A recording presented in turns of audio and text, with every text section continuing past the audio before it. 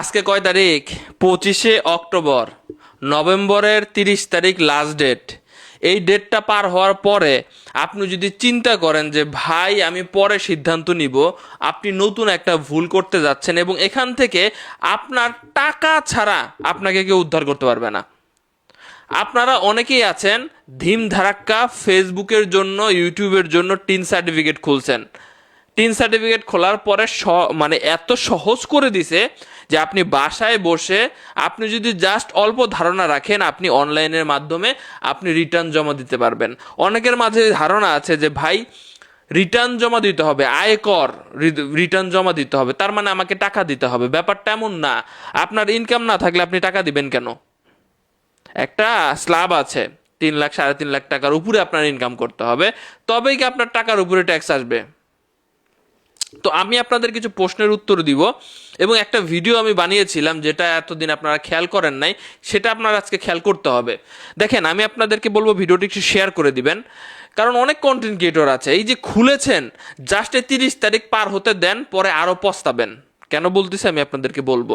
Already যারা return জমা দিচ্ছে না বা দেয় নাই, আগের বছরগুলো মিস করেছে, তাদেরকে মেসেজের মাধ্যমে, আপনি টিন খুলেছেন, মেসেজ ফোন নাম্বার দিচ্ছেন না, সেই ফোন নাম্বারে আপনার মেসেজ চলে যাচ্ছে যে আপনি আয়কর রিটার্ন দেন। আপনার হোয়াটসঅ্যাপ নাম্বারে নোটিশ পাঠিয়ে দিচ্ছে, আপনার স্থায়ী ঠিকানাতে নোটিশ পাঠিয়ে দিচ্ছে। প্রথম কথা হচ্ছে ভাই, আপনার মনে প্রশ্ন জাগতে পারে যে নোটিশ পাঠালে আসলে কি হয়। নোটিশ পাঠাবে আপনাকে ডেট সহ, যে এই ডেটের মধ্যে আপনি আপনার কাগজপত্র নিয়ে, আপনার আয় ব্যয়ের হিসাব টিসাব নিয়ে আপনি অফিসে দেখা করেন। বেশিরভাগ ক্ষেত্রেই যেটা সত্য কথা ভাই, আপনাকে নোটিশ আসার পরে অনেক ঘাপলা হয়ে যায়। মানে অনেক অফিস, সব অফিস না, এই মাম্মু ছাড়া কাজ হয় না, এটা বাস্তব কথা ভাই। তো এখন আসেন, যেটা বলতেছিলাম যে নোটিশ শুরু হয়ে গেছে, এই যে 30 তারিখের পর আপনি দিবেন না যারা, বেশিরভাগ মানুষের বাড়িতে নোটিশ চলে যাবে। এখন অনেকেই প্রশ্ন তুলতেছে যে ভাই সাপোজ আমার নামে নোটিশ আসলো, আমি গেলাম না, কি হলো ভাই? এটা একটা আইনি প্রক্রিয়া। আপনি আরও একটা অপরাধ করলেন, প্রথম অপরাধ করলেন, এরপর আবার আরেকটা অপরাধ করলেন, আপনাকে দরকারের প্রয়োজনে গ্রেপ্তার করে নিয়ে আসবে, প্রয়োজনে আপনাকে কাঠগড়ায় দাঁড় করাতে পারবে, আপনার বিরুদ্ধে যে কোনো অ্যাকশন নিতে পারবে। আপনি আইন ভঙ্গ করলে তো তাই হবে, তাই না? তো আসেন, ঘাবড়ে যাচ্ছেন অনেকটা, তাই না? তো একটা প্রশ্নের উত্তর দিয়ে নেই। অনেক প্রবাসী ভাইয়েরা আছে যারা টিন সার্টিফিকেট খুলেছেন, তো তারা বলতেছিলেন যে ভাই আমরা কিভাবে দিব, আমাদের সিম তো আমি বাইরের দেশে নিয়ে যাই নাই, তাহলে আমাদের সিমে কোনো কোড আসবে না, আমি তো তাহলে সেই ওয়েবসাইটে গিয়ে আমি তো রিটার্ন জমা দিতে পারবো না। তো তাদেরকে আমি সবসময় একটা বুদ্ধি দিয়ে আসতাম এতদিন, যে আপনি দেশে যারা প্রবাসী আছেন তাদের জন্য কিন্তু আয়কর অফিসে গিয়ে দেশের যে কেউ কিন্তু এটা সাবমিট করে দিতে পারে, কিংবা দেশে থেকে যে কাউরে বলে দেন, সে দেশে থেকে আপনারটা সাবমিট করে দিবে।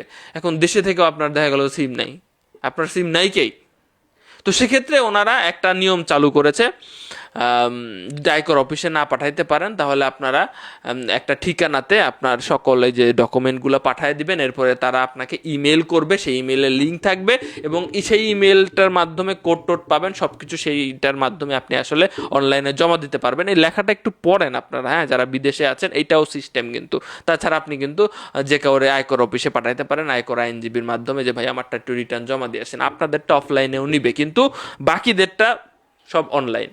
এবার আসেন প্রশ্ন প্রশ্ন প্রশ্ন যে ভাই অনেকেই যারা অলরেডি আগের বছর দেন নাই, চিন্তা করেছেন যে ভাই এই বছর দিব, আপনি এই বছর অবশ্যই দিবেন, কিন্তু আপনার কাছেও তাও নোটিশ আসতে পারে যে আপনি আগের বছর দেন নাই কেন।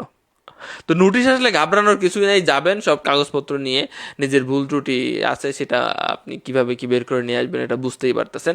তো যারা অলরেডি ভাই আছেন, মানে রিসেন্ট করেছেন, ঠিক আছে, সো তাদেরকে বলবো যে আপনারা রিটার্নটা জমা দিয়ে ফেলবেন। এখন অনেকেই প্রশ্ন আছে যে ভাই তবে এই যে যারা 30শে জুনের পরে টিন সার্টিফিকেট খুলেছেন তাদের এই বছর দেওয়ার দরকার নাই, সামনের বছর দিবেন, ঠিক আছে। সো এটার নিয়ম হচ্ছে আপনি টিন সার্টিফিকেটটা যদি 1লা জুলাই 2024 থেকে 30শে জুন 2025-এর মধ্যে খুলে থাকেন, তাহলে এই বছরের আপনি রিটার্ন দিবেন। বিষয়টা বুঝতে পেরেছেন আশা করছি। এখন অনেকেই বুঝতে পারতেছেন না যে কিভাবে দিব। বেশিরভাগ মানুষ, আমার দর্শক যারা দেখতেছেন, তো তাদের ভাই বেকার, বাপ মার আন্ডারে খায় বা স্বামীর আন্ডারে খায়, স্বামীর টাকা দিয়ে চলে। তো তাদের ক্ষেত্রে আমি একটা ভিডিও বানিয়েছিলাম, নজরে দেন নাই, সময় শেষ হয়ে গেছে, আমি আপনাদের আবারও একটু নজরে দিতে চাই যে এই ভিডিওটা দেখে আপনারা অবশ্যই জিরো রিটার্ন দিয়ে দিবেন। প্রশ্ন উঠতে পারে যে ভাই জিরো রিটার্ন না কয়দিন আগে বললো যে দেওয়া মানে অপরাধ। ভাই জিরো রিটার্ন কোনটা দেওয়া অপরাধ, যেটা আপনি সব কিছুই জিরো দিবেন, আপনার আয় নাই ব্যয় নাই, আপনি কিছু খান না, আপনি না খায় থাকেন, সব কিছু শূন্য বসায় দিলে আপনার একটা সমস্যা আছে। কিন্তু আপনি ভাই একটা মানুষ, আপনার চলার জন্য আপনার স্বামী না হয় আপনাকে টাকা দেয়, আপনার বাবা না হয় টাকা দেয়, আপনার মা না হয় টাকা দেয়, সেই টাকা দিয়ে তো আপনি চলেন। তো সেইভাবে আপনি যদি ফর্মটা ফিল আপ করেন, আপনার ট্যাক্স দিতে হবে না, কিন্তু আপনার ফর্মটা ফিল আপ করে দিতে হবে, ঠিক আছে? সো 30শে নভেম্বরের মধ্যে ফিল আপ করে দিবেন। আপনারা এই ভিডিওটা কোথায় পাবেন? আপনি ইউটিউবে চলে যাবেন, আলামিন হোসেন 001 লিখে সার্চ দিবেন, আমাদের ইউটিউব চ্যানেলে চলে যাবেন।